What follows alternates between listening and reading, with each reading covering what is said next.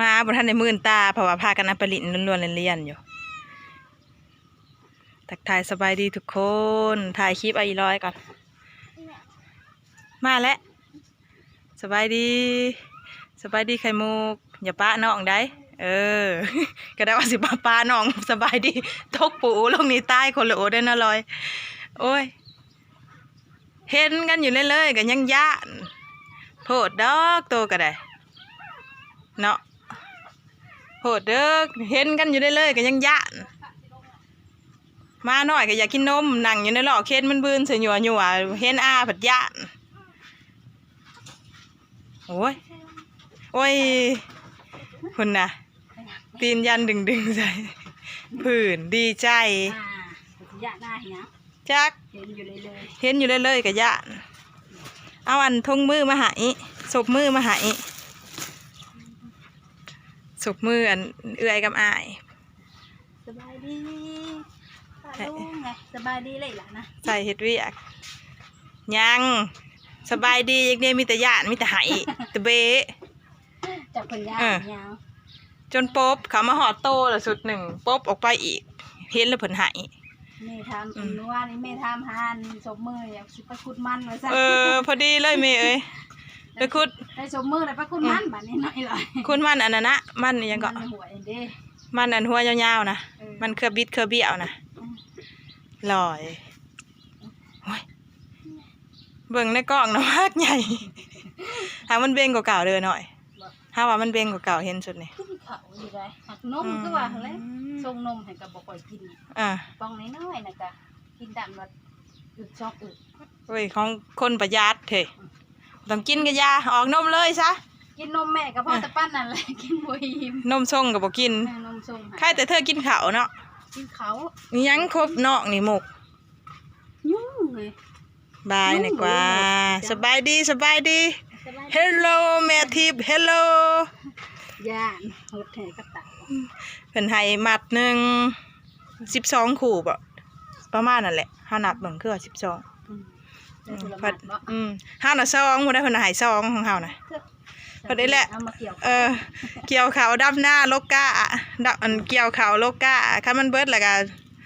อันสิปั้นมาให้อีกใส่เบิดคือสิปั้นมาให้อีก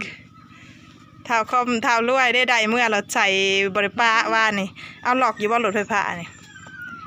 ขอบใจเอื้อยใจอันทิพย์กับไอ้ลูไรเดอร์สื่อได้คล้องมาฝากมือดูได้สกมาใส่ละดูวะใส่ละดูทำมาใส่ละดูเลยนะใส่ละดูเห็นเวียกเห็นงานอยากอยู่ดีไม่แห้งเด้อเฮงๆรวยขายประกันภัยกันให้ลูกค้าหลายๆเนาะลูกดีไม่แห้งลำรวยเด้อแม่ทิพย์เอ้ยพี่หนามายามเด้อมีบุญอย่างได้แล้วอีหลดนะอีร้อยอย่างได้แล้วแม่ทิพย์มาปีสิมานี่เนาะกายอย่างเลยยังกันเกี้ยนหายบ่ผมนะเกี้ยนหายมันทางมันทางข้อมอเกี้ยนออกหายดึกดักเกี่ยวอุ้ยเนาะบ่ได้อยู่แล้ววันนี้ก็ได้7 เดือนปลายสิฮอด8แล้วเนาะมื้ออื่นเนาะวันที่5เนาะที่5กับ8 เดือนนี่ก็วันที่เท่าใดแล้ว27แหละใกล้แล้วสิฮอด8 เดือนแล้วบ่สิย่างเลยจับห้าวย่างละแม่เพิ่นว่าห้าวที่ยังน้ำมื้อนั้นจับย่างเลาะแล้วว่าซั่นย่างเลยจับมือเดียวโพดกินข้าวกับหยังบ่ได้นี่เอื้อยแกงหน่อไม้แน่นี่แหละอาหารตามฤดูกาลบ่อันอ้ายแล้วบ่ไปหาย่างบ่ยังเฮ็ดยังฮอนย่านว่าพ่อน้ำหมูพอค่อมยังบ่ได้นะเฮ็ดปวกนะบ่มีไปเห็นแต่หม่องเขาพุดหรือบ่หม่องได้กินแต่เฮ็ดเพื่องเท่านั้นเพราะได้แก้ไขเพราะได้หยั่วเขาลงคอแต่ละคาบเฮ็ดเพื่องของไก่บริษัทเนาะอ้อมไว้อันนี้บ่ได้ดอกไก่แล้วไก่สิไทยหุดหน้าแล้วไม่กะมันที่จะเตะทางไร10 มื้อเนาะเฮานะหวานเขามือเดียวรถไทยก็มีแต่ดับยกขึ้นยกห้างขึ้นหัวดอยดับโลดเที่ยวไปหาร2-3 เถื่อเลยเดี๋ยวนี้จักมันเป็นอีหยังเที่ยวไปหาร2 เถื่อ 3 เถื่อแล้วมื้อนี้ยังบ่ทันได้ลงทดสอบนี่ จักสิเป็นแนวใด ถ้าละหวานได้เอาบ่เลยนะคะ หาก็ได้หน้า3-4หายอันเที่ยวหาว่ามันบ่แม่นสิตายย้อนแนวอื่นดอกสิตายย้อนแข่งจักรรถ ผู้ไทยก็สิตายย้อนแข่งจักรรถนี่แหละเฮาว่าผู้เป็นนิ้วก็ตัดอันบ่มันก็บ่ว่าเร่งยากก็มันติดอันจักรมันติดมันก็ไปได้อยู่ไถไปขาดไปบัดนี้แหละเวลาเฮาสิเลี้ยวสิหยังแหละอันยกหางมันขึ้นหัวมันด้อยลงน่ะมันดับปึบโลดไห้หนึ่งนั่นดับเท่าไรเถื่อโอ้ยตัวเองว่าสิแล้วไห้แล้วหน้าอยู่บ่นี่นะ แนวนี้มันก็บ่แล้วแล้วหายหนึงก็เลยถือ ว่านี่ก็ไปแปลงจนเบิดมือก่อนนะกะไปแปลงบัดมือก่อนนะกะอันถอดหัวสีดมันไปย่านว่าหัวสีดมันตันมากก็คือเก่า3เถื่อแล้วไปหานน่ะ จักสิว่าหยังเนาะ จัก นั่นแหละแล้วคันมันได้เพลแล้ว มื้อนี้ยังบ่ได้เบิ่งมื้อนี้นะพอเข้าว่ามีแต่ขี้เมียงจักขี้เมียงมาแต่ในไสว่าซั่น ทีนี้อันนี้ก็ ขี้เมียงในบ่อนหมอกองในอีหยังก่อนในบ่อน กองมัน กองน้ำมันแต่ว่านี่นะในบ่อนมักเพืองมันนี่นี่มีแต่ขี้เมียงหักเบิ่งทั้งนอกน่ะบ่เห็น อันนี้ นี่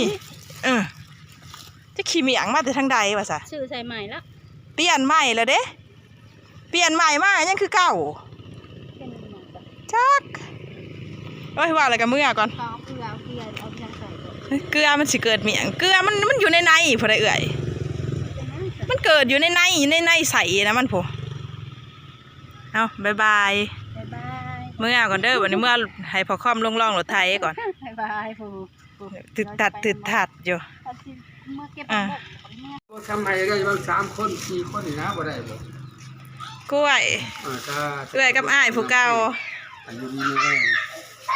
ที่เขาสะปวดมาแล้ว โดย อายุวันโนดทุกครั้งพลังมันนี่อยู่ดีไม่ให้ จ้าถูกสมพรปาก อัน แล้ นี้ ว ขึ้นครบห้องแซ่บๆวันนี้หน้าในพาย มันพ้นคือบ่ได้แห้งบ่ได้คือว่ามีแต่ลิน มิตาลินมันแห้งตอน8 9 โมงถึงค่ำมาได้10 โมง จ้ากับบ่เฮิงปานใดนะ โอ้ เออ ทั้งนี้นะห้องสนั่นครบ เออ